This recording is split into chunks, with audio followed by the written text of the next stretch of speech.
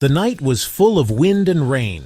It was the kind of storm that rattled the windows of the Oak Haven Public Library and made the old building groan. Mr. Abernathy, the librarian, was locking up.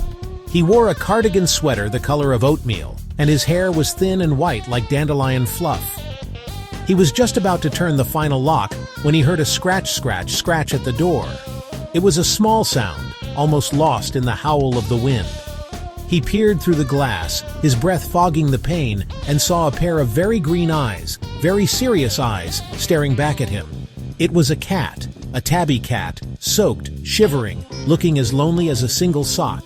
Mr. Abernathy was not a cat man, he was a book man. Books were quiet and predictable. Cats, he thought, were not. But the wind howled again, a mournful sound, and the cat looked so very small against the big, dark night. With a sigh that seemed to come from his toes, he opened the door just a crack. The cat didn't wait for a second invitation. It slipped inside, quick as a thought, and shook a shower of raindrops onto the worn welcome mat. The cat looked up at him, blinked its green eyes slowly, and then padded silently toward the warm corner by the radiator, as if it had lived there its whole life.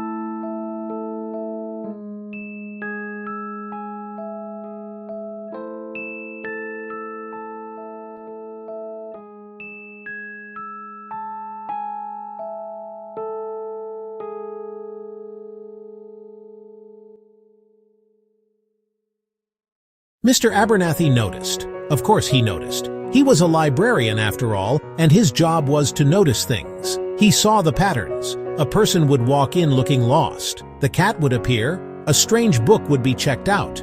At first he dismissed it as a coincidence, but the coincidences kept piling up like books waiting to be shelved.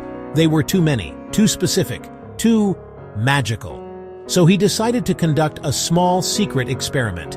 He thought of his own quiet sorrow. His sister lived 1,000 miles away. He missed her more than he ever said. He walked through the hushed aisles, trying to act casual.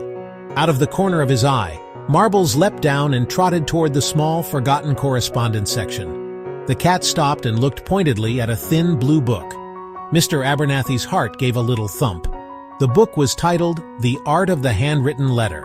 He opened it to a random page. The chapter heading read, How to Say You're Sorry. A shiver went down Mr. Abernathy's spine. Not a cold shiver, but a warm one, like drinking hot tea on a winter's day. Word began to spread. Not in a loud, gossipy way, but in the quiet way that truth sometimes travels in a small town. It was shared in whispers over garden fences and in line at the grocery store. People started coming to the Oak Haven Public Library for reasons that had little to do with finding a new bestseller. They came with heavy hearts and worried minds. They came looking for the cat. Children would enter and immediately scan the room for a flash of striped fur. Adults would pretend they weren't looking, but their eyes would dart toward Marbles's favorite spots. They didn't try to pet him or pick him up. They understood somehow that this was not a cat who wanted cuddles. This was a cat on a mission. They would simply find a place to sit, open their hearts to their own quiet sadness, and wait. They trusted that the right book would find them. The library changed. The silence inside it was different now. It was not an empty silence, but a full one, thick with hope and unspoken prayers. It was the feeling of shared vulnerability, of people sitting together in their separate sorrows, knowing they were not alone. Mr. Abernathy saw it all from behind his desk. The library had become the town's living room, its quiet heart. Then, one Tuesday morning, Marbles was gone. Mr. Abernathy arrived, unlocked the door, called his name, a habit he had picked up over the months. Marbles, the call echoed in the empty library. There was no answering meow, no soft thud from a shelf. Mr. Abernathy searched everywhere. The cat was nowhere to be found. He had vanished as mysteriously as he had arrived. A quiet panic set in. The first patrons noticed immediately. "Where's Marbles?" asked a little boy, his face wrinkled with worry. The news spread like a sad sigh. The library felt wrong without him. The air seemed thinner. The silence felt heavier. Everyone felt it. They feared the magic had left with the cat. Days became a week, a month. No sign of Marbles. People still came, but with less hope. They wandered the aisles looking lost. Then, a strange, wonderful thing began. The magic was still there. It was different now, quieter. It had soaked into the library itself, in the air, in the dust motes, on the very shelves. Life in Oakhaven settled into a new kind of normal. The people missed their library cat, but they cherished the magic he had left behind. They trusted the library.